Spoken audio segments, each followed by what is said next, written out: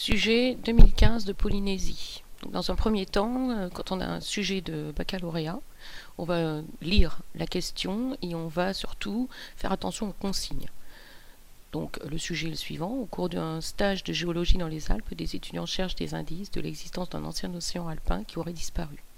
À partir des documents proposés et des connaissances, présentez des indices témoignant de l'ouverture d'un océan alpin, puis de sa fermeture. Ce sujet vous demande simplement de présenter, donc il n'y a pas d'explication, il n'y a pas de démonstration, il n'y a pas d'argumentation, simplement on va lister les indices. Alors les indices témoignant premièrement de l'ouverture, deuxièmement de sa fermeture. Dans ces conditions, vu les connaissances que j'ai auparavant, je sais que je vais rechercher des témoins d'un ancien plancher océanique, c'est-à-dire une ophiolite, ou alors un témoin d'ancienne marge passive, parce que qui dit marge passive dit forcément océan, une marge passive étant formée par des blocs basculés qui ont pour origine l'ancien rift. Et puis ensuite, je vais rechercher des indices de sa fermeture. Fermeture d'un océan, ça veut dire des indices de subduction, c'est-à-dire des indices de métamorphisme de basse température, moyenne pression, ou basse température, haute pression. Et enfin, je peux bien sûr avoir des indices de compression, c'est-à-dire des chevauchements, des plis, des failles, du moment qu'elles sont à l'origine d'un mouvement de compression, enfin du moins qu'elles sont la conséquence d'un mouvement de compression. Bien.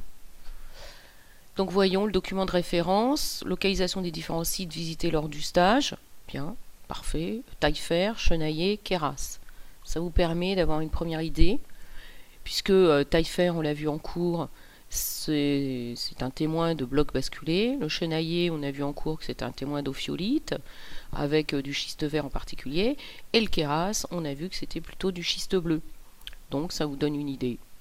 Taillefer, ouverture de l'océan, peut-être même fermeture, puisque après on a des failles qui sont visibles. Chenaillé, plutôt ouverture, puisqu'on a un bout de plancher océanique, et Queyras, ce serait fermeture avec le métamorphisme.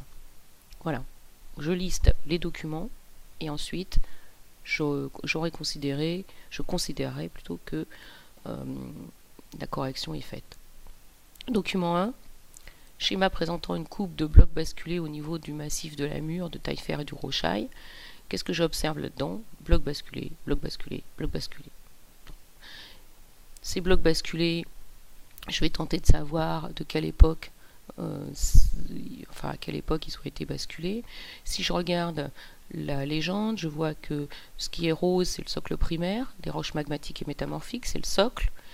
Ensuite, j'ai du carbonifère, c'est toujours le socle. Enfin, je pense que le socle, il a dû être érodé. Vous voyez très bien ici la surface d'érosion. Puis au-dessus, il y a du carbonifère qui s'est mis en place. Donc ça, c'est pas en relation avec les blocs basculés. Par contre, j'ai ici un petit décalage des strates, donc au niveau du Trias.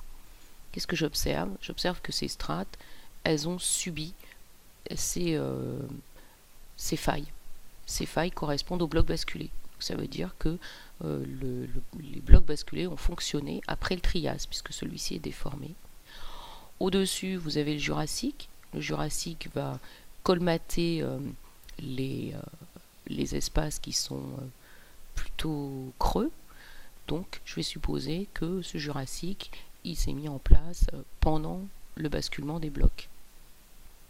Et enfin, vous avez ici le Rochaille, avec Jurassique supérieur et Crétacé, qui repose sur le Jurassique inférieur. Donc ça veut dire que ça s'est mis en place quand les blocs basculés avaient fini de fonctionner. Résultat des courses, qu'est-ce que ça veut dire? Ça veut dire que le rift a fonctionné après le Trias, pendant le Jurassique inférieur et moyen, et que c'était fini au Jurassique supérieur et au Crétacé. Donc cet océan s'est mis en place, il a commencé à s'ouvrir, il a fonctionné au Jurassique inférieur et moyen. Et au Jurassique supérieur et au Crétacé, l'océan était déjà ouvert, il fonctionnait depuis un certain nombre de temps.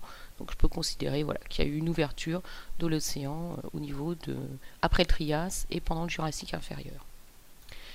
Ensuite, vous faites attention au texte qui est associé. Ammonite et belemnite, mollusques marins pélagiques nageant en pleine mer. Les crinoïdes sont des organismes toujours des fonds marins et les calpionels des organismes unicellulaires marins pélagiques.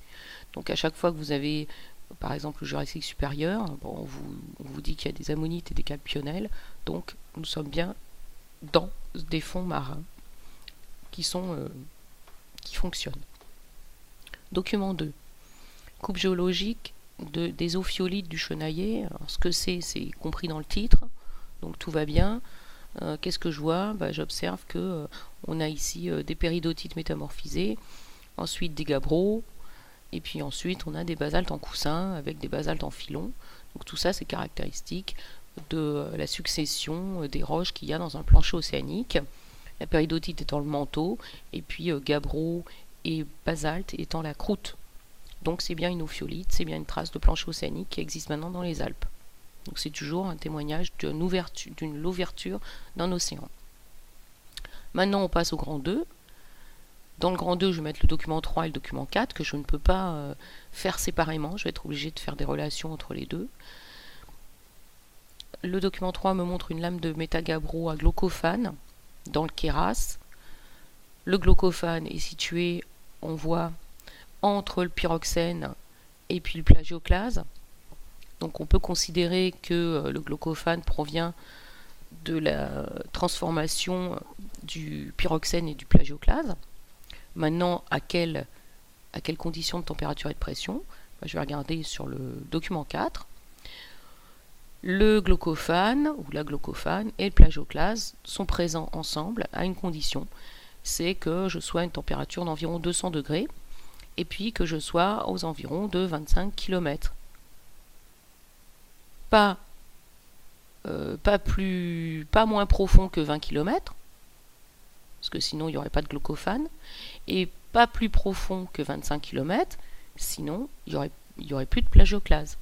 Or ici, je vois à la fois du plagioclase et de la glaucophane. Donc je suis situé à basse température, et puis je suis situé à moyenne pression. Donc ça veut dire que je vais être dans une zone de subduction, mais avec une plaque océanique qui n'est pas très très profonde. Ensuite, faites attention, quelques réactions du métamorphisme. Plagioclase plus pyroxène plus eau donne amphibole. Puis ensuite, plagioclase plus chloride plus actinote donne glaucophane et eau. Donc nous avons bien ici la transformation de ce qui était plus en surface qui va atteindre la profondeur et qui va donc donner ce qu'on appelle des schistes bleus.